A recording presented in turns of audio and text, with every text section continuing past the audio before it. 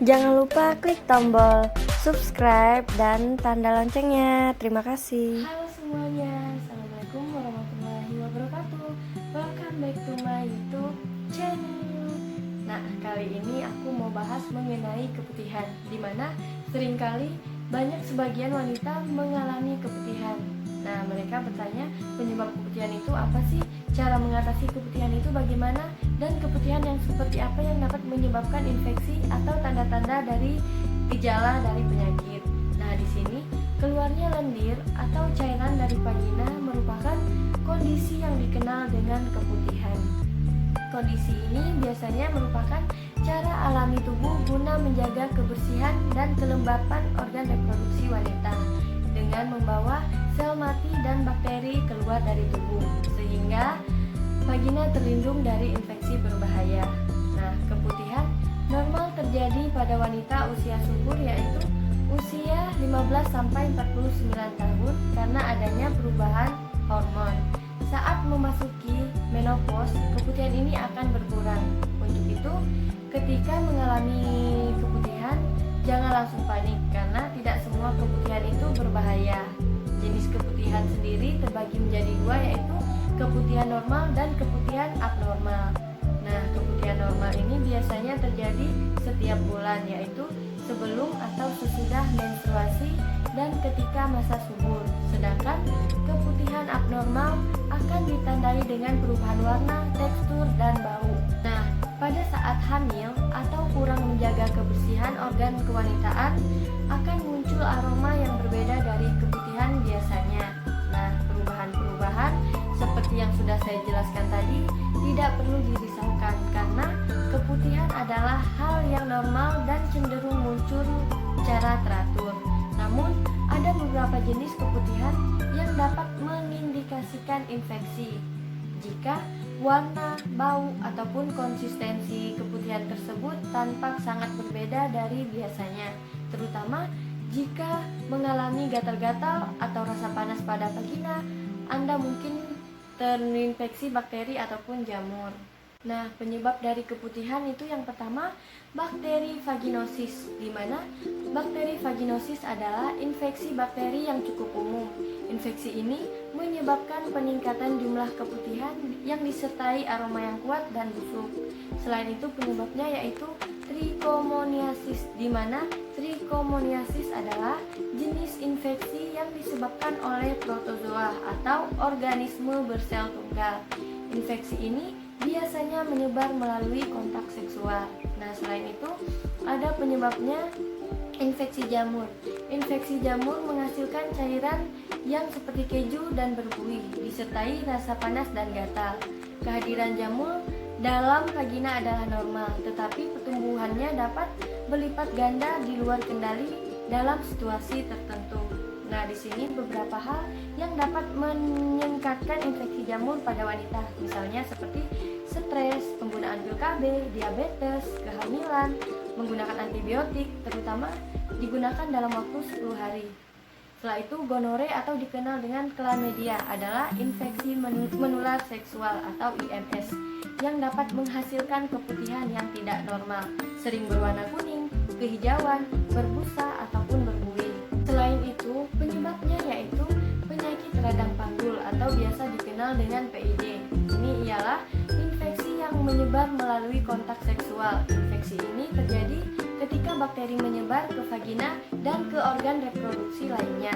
Keputihan akibat infeksi ini biasanya beraroma busuk dan bertekstur kental.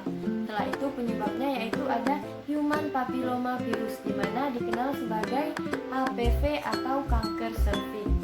Nah, infeksi ini disebarkan melalui kontak seksual. Infeksi ini dapat menyebabkan kanker serviks. Meskipun mungkin tidak ada gejala, kanker serviks ini dapat menghasilkan cairan berdarah ataupun coklat ataupun berair dengan aroma yang tidak sedap.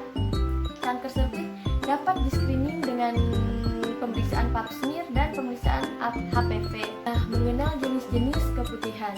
Jenis-jenis keputihan berdasarkan warna. Jenis keputihan normal akan ditandai dengan tekstur yang bening dan tidak berbau. Sedangkan keputihan abnormal biasanya terjadi karena adanya infeksi jamur, virus, dan parasit. Nah, di sini keputihan yang dikategorikan berdasarkan warna dan konsistensinya. Misalnya yang pertama, keputihan akibat infeksi jamur akan ditandai dengan cairan tebal berwarna putih dan keputihan bisa disertai rasa gatal ataupun bengkak di sekitar pulpa.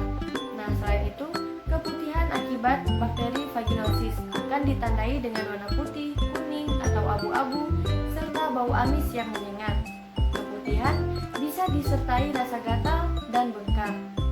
Nah, selanjutnya keputihan akibat infeksi trichomoniasis akan ditandai dengan berwarna kuning ataupun hijau dengan tekstur kental, tebal atau disertai bau busuk yang tidak normal.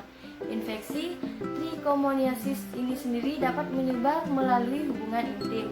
Nah, jika keputihan berwarna coklat ataupun berdarah, bercak coklat ataupun berdarah biasanya normal, terutama ketika keluar tepat setelah siklus menstruasi keluar. Nah, keputihan yang keluar pada masa setelah menstruasi biasanya terlihat coklat atau merah menyerupai darah. Hal ini biasanya normal dan sering disebut bercak. Namun, jika bercak terjadi pada siklus haid dan baru saja melakukan hubungan seksual tanpa pengaman, hal ini bisa terjadi tanda kehamilan, di mana bercak pada awal fase kehamilan dapat menyebabkan keguguran. Jadi secepatnya harus didiskusikan dengan dokter obgyn. Nah, dalam kasus yang jarang terjadi ini, biasanya keputihan berdarah atau coklat dapat menjadi kanker endometrium atau disebut dengan kanker serviks. Bisa jadi masalah lain seperti fibroid atau pertumbuhan abnormal lainnya. Segera ketemui dokter di rumah sakit terdekat jika gejala ditambah dengan nyeri panggul ataupun pendarahan abnormal pada vagina. Nah, selain itu, jenis keputihan ini, keputihan akibat penyakit gonore akan ditandai dengan berwarna kuning serta disertai dengan nyeri panggul. Keputihan abnormal atau normal, keduanya dapat terjadi karena adanya faktor pemicu yang mempengaruhi. Beberapa di antaranya adalah faktor dari makanan, tidak menjaga kebersihan vagina dengan baik, siklus menstruasi, konsumsi obat-obatan tertentu, konsumsi pil kontrasepsi, pemakaian pembalut atau panty-liner, menyusui, sedang hamil, kegiatan yang berlebihan, atau mengalami stres parah. Nah, di sini langkah-langkah untuk mencegah keputihan. Keputihan abnormal perlu dicegah karena merupakan ciri dari infeksi dari dalam organ kewanitaan. Mengatasi keputihan abnormal. Cara mengobati dan mengatasi keputihan tergantung pada penyebab keputihan itu sendiri. Misalnya, infeksi jamur biasanya diobati dengan obat anti jamur yang dimasukkan ke dalam vagina dalam bentuk krim ataupun gel. Nah, bakteri vaginosis diobati dengan pil atau krim antibiotik.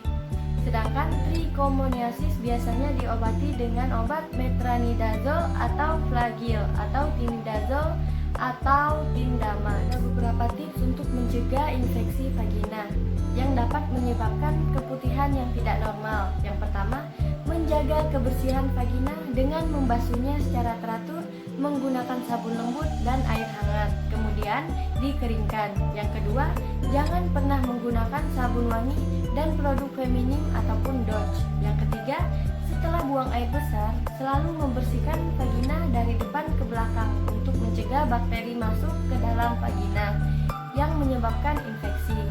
Nah, jangan membersihkan vagina dari belakang ke depan. Yang keempat, kenakan celana dalam berbahan katun 100%. Jangan gunakan celana dalam yang ketat dan bahan yang tidak menyerap keringat. Yang kelima, konsumsi makanan sehat dengan gizi seimbang. Yang keenam, konsumsi yogurt atau suplemen yang mengandung lactobacillus. Yang ketujuh, ganti pembalut secara teratur saat datang bulan. Yang kedelapan, hindari penggunaan parfum bedak pada vagina, sebab penggunaan parfum dan sabun juga dapat merusak keseimbangan bakteri dan jamur yang terdapat dalam vagina. Yang kesembilan, hindari penggunaan bahan-bahan yang dapat membuat iritasi dan menyebabkan keluarnya cairan dalam vagina, misalnya seperti penggunaan pelembut ataupun deterjen yang beraroma kuat saat mencuci celana dalam. Yang kedua, penggunaan tisu toilet yang beraroma. Nah, yang terakhir ini adalah jangan berganti-ganti pasangan dalam melakukan hubungan seksual. Nah, sekian penjelasan saya mengenai keputihan.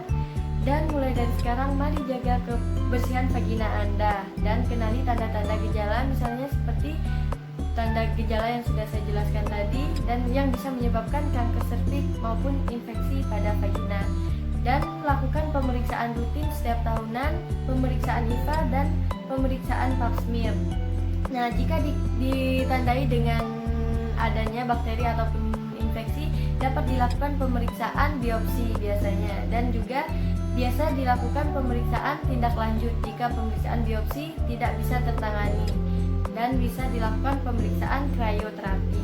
Nah, di sini sekian penjelasan saya mengenai terapi keputihan. Semoga bermanfaat. Wassalamualaikum warahmatullahi wabarakatuh.